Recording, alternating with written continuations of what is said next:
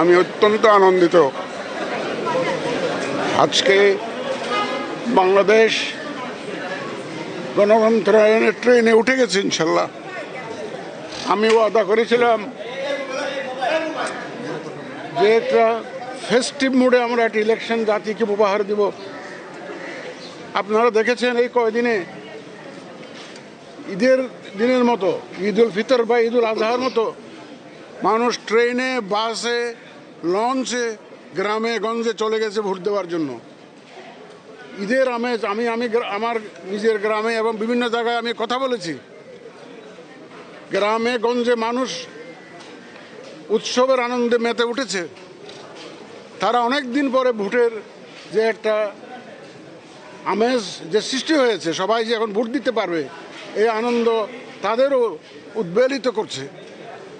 আমি মনে করি আমরা যে জাতিকে যে ওয়াদা দিয়েছিলাম একটা সুষ্ঠু, সুন্দর, বিশ্বাসযোগ্য নির্বাচন উপহার দেব, এবং সেই লক্ষ্যে 2024 সালের নভেম্বর মাসে দায়িত্ব নেওয়ার পর থেকে আমরা বিনিদ্র রজনী কাটিয়েছি। সব ধরনের প্রস্তুতি নিয়েছি আমরা ইনশাল্লাহ। আপনাদের সবার সহযোগিতা, আমি এতগুলো সাংবাদিক দেখে আমি অত্যন্ত আনন্দিত, কারণ আপনারা হচ্ছেন থার্ড আই। আমি ঘরে বসে সব দেখতে পাবো না, আমরা আপনাদের চোখ দিয়ে দেখতে চাই। আমি সকালে উঠে বিভিন্ন টিভি চ্যানেলগুলো চেক করেছি, কারণ আমার কাছে এমন কোনো মেকানিজম নাই যে গ্রামে গঞ্জে পৌঁছে যাওয়ার, আপনাদের মাধ্যমেই আমার পৌঁছাতে হয়। আমি চেক করেছি সারা দেশে ইনশাল্লাহ সুষ্ঠু, সুন্দর নির্বাচন হচ্ছে। এ পর্যন্ত দুই একটা জায়গায় কেন্দ্রের বাইরে একটু সামান্য গোলমাল হলেও এগুলো ইমিডিয়েটলি এগুলোর সমাধান করা হয়েছে। এবং আমি অত্যন্ত আনন্দিত ঠাকুরগাঁয়ে বাংলাদেশের নাম্বার ওয়ান স্টিল বিএসআরএম কেন্দ্রের মাঠে জামাতের একজন লিডার, পাশে একজন বিএনপির লিডার পাশাপাশি দাঁড়িয়ে সাংবাদিকদের সাথে কথা বলছে, হাসি মুখে কথা বলছে।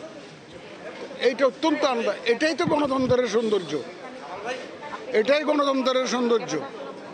আমরা চাই বাংলাদেশ যে গণতন্ত্রের ট্রেনে উঠে গেল, এই ট্রেন ইনশাল্লাহ গন্তব্যস্থলে পৌঁছাবে আপনাদের সবাই সহযোগিতায়। আপনারা জানেন 2026 সালে সারা বিশ্বে সবচাইতে বড় একটা নির্বাচন দিচ্ছে বাংলাদেশ। এত বড় নির্বাচন আর 2026 সালে কোথাও হয় নাই। গতকাল দিনের বেলায় যে বিদেশি অবজারভার এবং সাংবাদিকদের সাথে আমরা মত বিনিময় করেছি, প্রত্যেকে বিভিন্ন দেশের চিফ ইলেকশন কমিশনাররা আমার সাথে দেখা করেছেন। আমি তাদের সাথে কথা বলেছি, তারা অত্যন্ত আনন্দিত আমাদের অ্যারেঞ্জমেন্ট দেখে। আপনারা ক্যান ইউ ইমাজিন, আমার প্রায় 17 লক্ষ লোক কাজ করছে এই ইলেকশনটা কন্ডাক্ট করার জন্য। 17 লক্ষ, প্রায় 9.5 লক্ষ আইনশৃঙ্খলা বাহিনী এবং প্রায় 8 লক্ষ হচ্ছে যে পুল কালেক্টর, যারা ভোট কালেকশন করবেন। এই 17.5 লক্ষ লোককে 100টায় গাঁথা, এটা যে একটা কত কঠিন কাজ আপনারা একবার একটু কল্পনা করে দেখুন।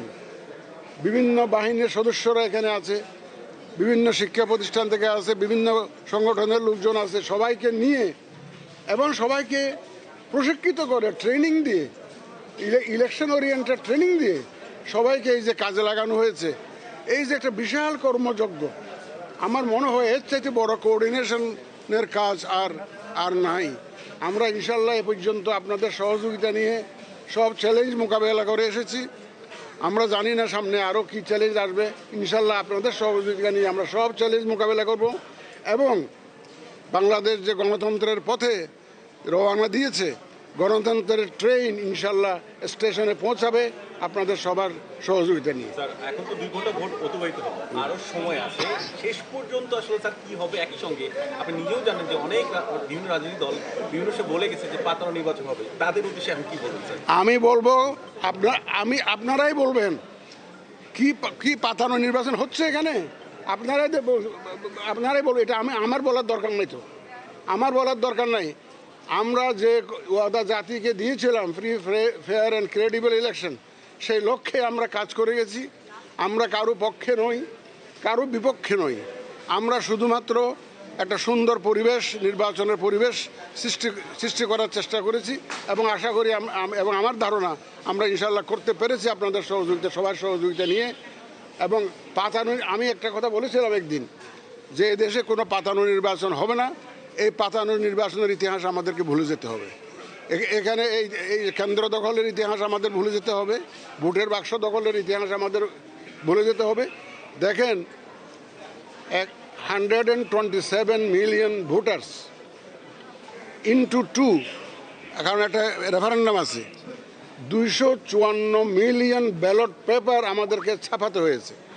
এই ব্যালট পেপার যথারীতি বিভিন্ন কেন্দ্রে পৌঁছাতে হয়েছে।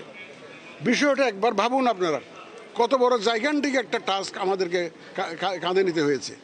আমরা ইনশাআল্লাহ সবার সহযোগিতা নিয়ে ভোটার, রাজনৈতিক দল, প্রার্থী, সাংবাদিক এবং সবার সহযোগিতা এবং আমার যে ভোটের সাথে যারা সম্পৃক্ত আছেন, এই যে আমার পাশে বিভাগীয় কমিশনার মহোদয় দাঁড়িয়ে আছেন, এই সমস্ত ওনাদের সার্বিক সহযোগিতায় আপনারা, আমি অনেক ডিসি সাহেবের সাথে টেলিফোনে কথা বলেছি, বিভাগীয় কমিশনার সাহেবদের সাথে কথা বলেছি, গত রাতেও কথা বলেছি।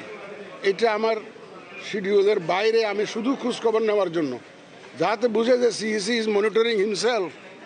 এই জন্য আমি ডিআইজিদের সাথে কথা বলেছি, অনেক ডিসির সাথে কথা বলেছি, শুধুমাত্র একটা ইনস্ট্রাকশন দিয়েছি। আমাদের মাননীয় বিভাগীয় কমিশনার সাহেব আছেন এখানে আমার পাশে, সাক্ষী দিবেন উনি, নাহলে কিন্তু হাসরের দিন দাঁড়িয়ে থাকতে হবে। আমি বলেছি যে আপনারা কারো পক্ষে কাজ করতে পারবেন না, কারো বিপক্ষে কাজ করতে পারবেন না।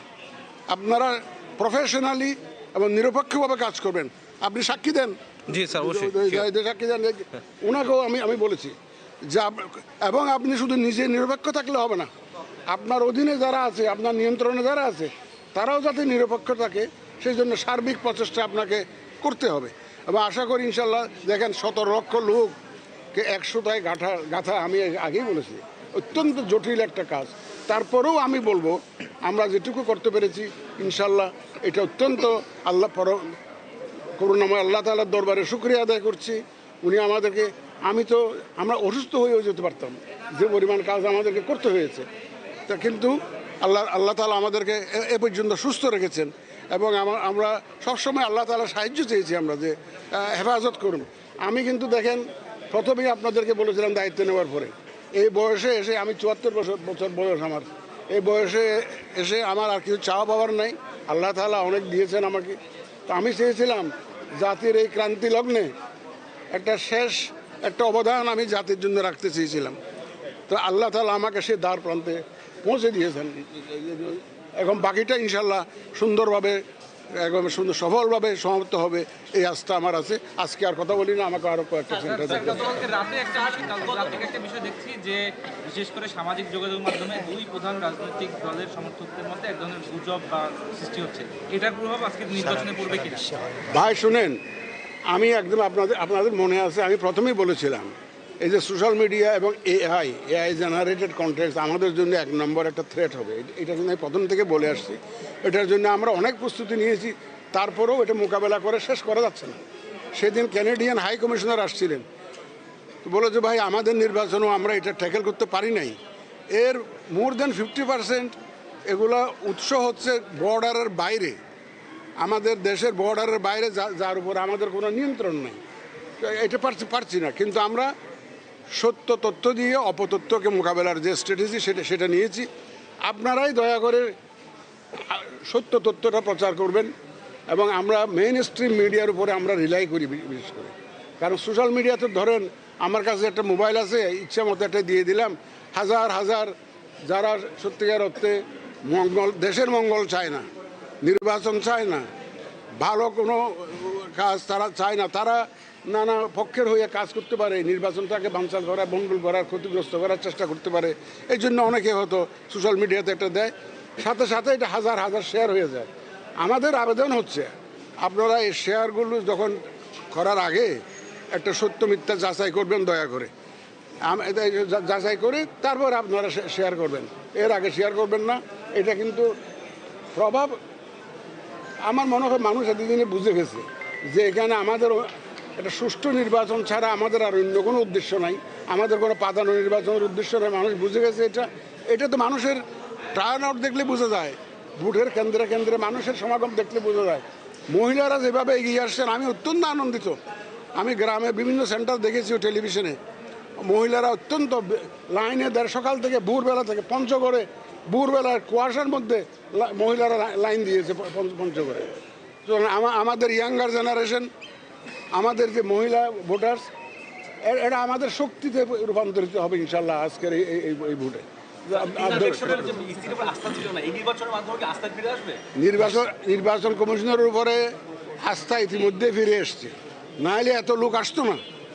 ইতিমধ্যে আস্থা ফিরে আসছে, বড় দলগুলো তো আস্থা রেখেছে, মুখে যাই বলুক না কেন, আস্থা না রাখলে তো আপনারা অতীতের নির্বাচন দেখেছেন।